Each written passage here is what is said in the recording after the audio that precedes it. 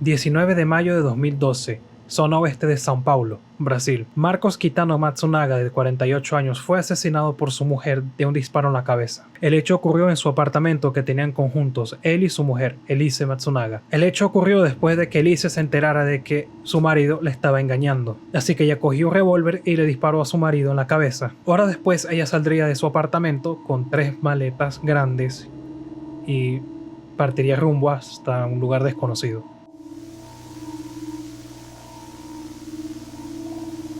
Para dos quartos. A versão da defesa é que o esquartejamento aconteceu no banheiro de...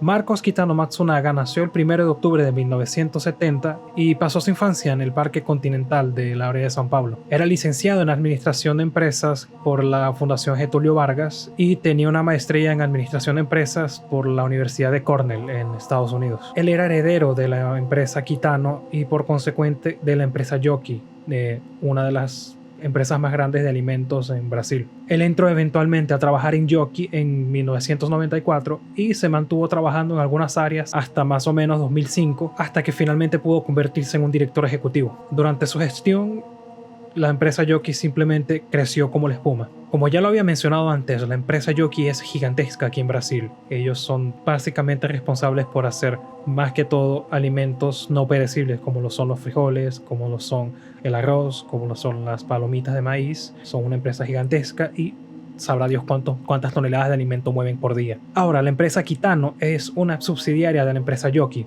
pero ellos se basan principalmente en hacer tés, hacer especias, sal y ese tipo de cosas. Cuando mencioné que el señor Marcos era un heredero, era porque la empresa Kitano fue vendida a Yoki en el año 1980. Y es precisamente por eso que él empieza a trabajar con administración de empresas, es por eso que tiene tantas maestrías y licenciaturas, precisamente para que eventualmente él pueda trabajar en la empresa y pueda ser el dueño de esta. Ahora, Elise Matsunaga, que originalmente se llamaba Elise Araújo, nació en una pequeña ciudad llamada Chopinzinho, en el estado de Paraná. Nació en el seno de una familia pobre y ella básicamente estuvo forzada a tener que salir de la pequeña ciudad porque era muy pequeña y no había muchas oportunidades. Fue criada por su madre, que al no estar su padre, ella tuvo que trabajar como trabajadora doméstica. Ella estuvo estudiando en varios colegios públicos, pero siempre fue una muy buena alumna. Nunca tuvo ningún tipo de histórico de ningún tipo de violencia. Ella siempre fue una alumna tranquila. Al cumplir la mayoría de edad, Elise eventualmente decidió irse a la ciudad de Curitiba, en el estado de Paraná, para hacer un curso de enfermería y eventualmente trabajar en un hospital durante un tiempo. Pero para costear sus estudios, el trabajo en la universidad no era suficiente. Así que en la ciudad de Curitiba ella empezó a trabajar como acompañante de lujo. Y eventualmente, gracias a los viajes de trabajo del señor Matsunaga, estos dos se terminaron conociendo. A pesar de que el señor Matsunaga ya estaba casado, él, gracias a Elise, decidió divorciarse y casarse con ella. El señor Matsunaga dejó a su mujer y finalmente se fue a vivir en un apartamento de lujo en São Paulo con Elise. Por lo que se dice, el señor tenía tanto dinero que él compró 2 apartamentos de 3 pisos y los juntó. Y fue así como ellos terminaron teniendo una cobertura gigantesca en una de las áreas más caras de São Paulo. Elise y Marcos tuvieron una relación a escondidas durante 3 años más o menos, hasta que finalmente el señor se divorció. Y luego de divorciarse, ellos esperaron un poco más y terminaron casándose en el año 2009. La fiesta de bodas fue gigantesca, fueron más o menos 300 personas y habían bastantes personas grandes, personalidades, ejecutivos y bastante ostentación. Todo iba relativamente bien hasta más o menos 2010, donde empezaron a tener fricciones y peleas que eventualmente llegaron a ser bastante constantes. Y parte de esto fue porque la situación llegó a un punto tal que Elise tuvo que despedir a una señora del servicio porque ella sospechaba que estaba teniendo un romance con su marido. Y tiempo después se encontraron mensajes en el teléfono del señor en el que se insinuaba que estaba teniendo una relación fuera del matrimonio con otra chica. Y bueno, esto simplemente aumentó las sospechas de Elise. Luego de que Elise quedara embarazada y naciera la primera hija de la pareja, ellos se empezaron a calmar. Ya no hubo tantas peleas, la relación fue más pacífica y más tranquila durante un buen tiempo. Pero nuevamente Elise comenzó a sospechar de nuevo del señor unos meses antes de que ocurriera todo lo que va a pasar. En mayo de 2012, la señora Matsunaga decidió contratar a un detective privado para ver si en realidad el señor Matsunaga estaba engañándola, ya que ella sospechaba de él gracias a que se habían encontrado páginas abiertas del sitio web donde él conoció a Alice, ya que ella anunciaba sus servicios como acompañante en una página, que era la misma página web que el señor estaba frecuentando. Y gracias a la información de sus amigas, la señora Matsunaga finalmente consiguió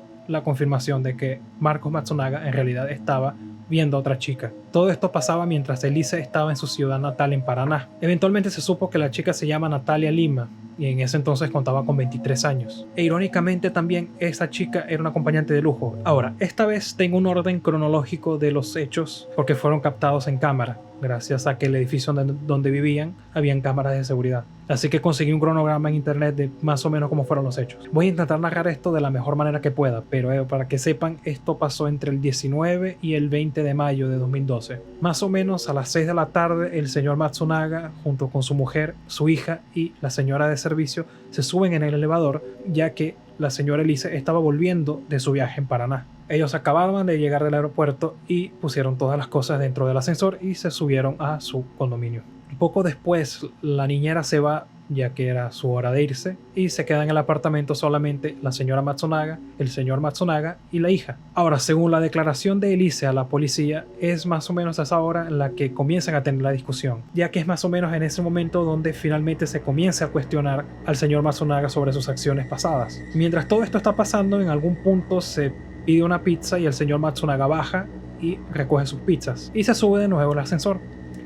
Esta sería la última vez donde el señor Matsunaga se vería con vida. Él también pensaba quedarse con la custodia de su hija, ya que él no quería que se quedara con una acompañante de lujo. Entonces palabras van, palabras vienen, insultos van, insultos vienen, amenazas van y amenazas vienen. Y eventualmente Elise se cansa y saca una pistola calibre .380 y le dispara fríamente en la cabeza a su marido. Cabe resaltar que ambos dos eran cazadores y tenían permiso de cargar armas, y por consecuente tenían bastantes armas en casa. Se intuye que más o menos a la medianoche es cuando Elise arrastra el cuerpo de su marido y lo deja en el baño principal. Luego de que pasaran más o menos como 10 horas, la señora Matsunaga decide separar el cuerpo en 6 partes: cabeza, brazos, torso y piernas. Ella procede a poner cada miembro en una bolsa plástica para envolverlo bien y ponerlo en maletas que eventualmente desecharía en varios puntos de la ciudad. Luego de esto, Elise Matsunaga pondría las maletas en el carro y se iría a un punto en específico en la ciudad, más o menos cerca del área de Cotia, en la ciudad de São Paulo. Lo irónico de todo esto es que en un punto en el trayecto la policía la detiene porque estaba yendo muy rápido. Ella estaba visiblemente nerviosa, pero pensaron que era una mujer con algún problema marital o una mujer que estaba con bastante prisa, así que no la revisaron nada. A ella simplemente la dejaron ir. Luego de esto, Elise Matsunaga finalmente reporta a su marido como desaparecido. En realidad, Elise Matsunaga estaba en camino a Paraná, Curitiba, a su ciudad natal. Ella pretendía pararse en algunos puntos del trayecto y tirar parte del cuerpo, así desde São Paulo hasta Curitiba, que es un trayecto bastante largo. Pero después de que los policías la multaran, ella decidió volver a São Paulo. Después de reportar al señor como desaparecido, la policía decidió revisar las cámaras de seguridad del edificio. Después de finalmente ver la evidencia en las cámaras de seguridad, Elise Matsunaga fue detenida preventivamente mientras la policía recogía las pruebas y las evidencias. Esta vez la policía sospechó directamente de Elise, ya que quien entró fue el señor Matsunaga y nunca más salió. Quien salió fue la señora Matsunaga con 3 maletas. Y claro, los medios comenzaron a especular y comenzaron a cubrir la noticia, ya que no era cualquier huevón. Se llegó a teorizar de que fue la policía militar quien cometió el crimen, pero esto fue descartado en el momento en el que se descubrió que podría ser un crimen pasional, ya que la única evidencia que la policía tenía en sí eran las conversaciones con acompañantes y con otras mujeres. Y por supuesto, la policía tenía la mejor evidencia, que eran las bolsas de plástico en las que se envolvieron las partes del señor Matsunaga, ya que las mismas bolsas se encontraban en la casa de la señora Matsunaga. Además de que se encontraban bastantes armas y se encontró munición .380. Luego de esto, la policía finalmente interroga a Elise y ella confiesa todo. Ella dice que fue ella quien le disparó al señor Matsunaga por odio o por venganza o por qué sé yo, ella decidió cortarlo entero y ponerlo en varias maletas para después distribuirlas entre Curitiba y São Paulo. Y a pesar de que ella no dio ningún nombre, la policía tampoco sospechó de nadie que pudiera haberle ayudado en el crimen.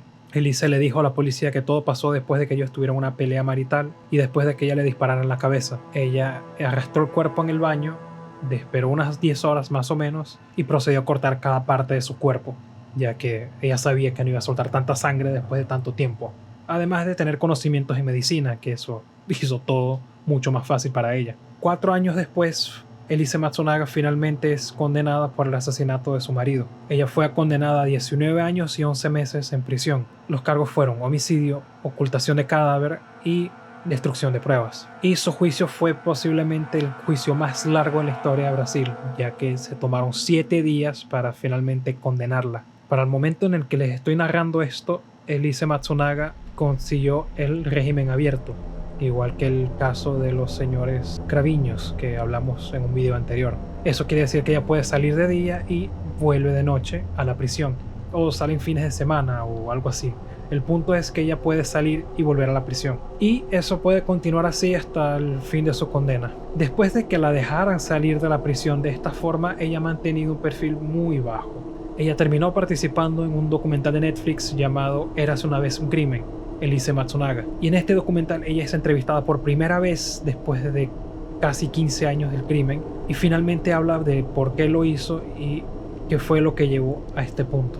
En este documental ella finalmente da sus motivos, sus reflexiones, sus pensamientos y de si se arrepiente de todo esto o no.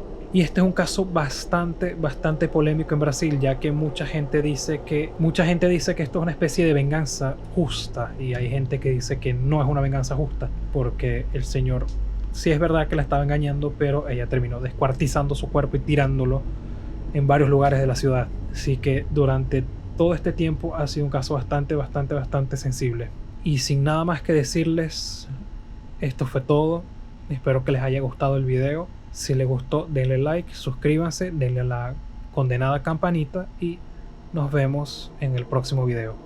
Chao.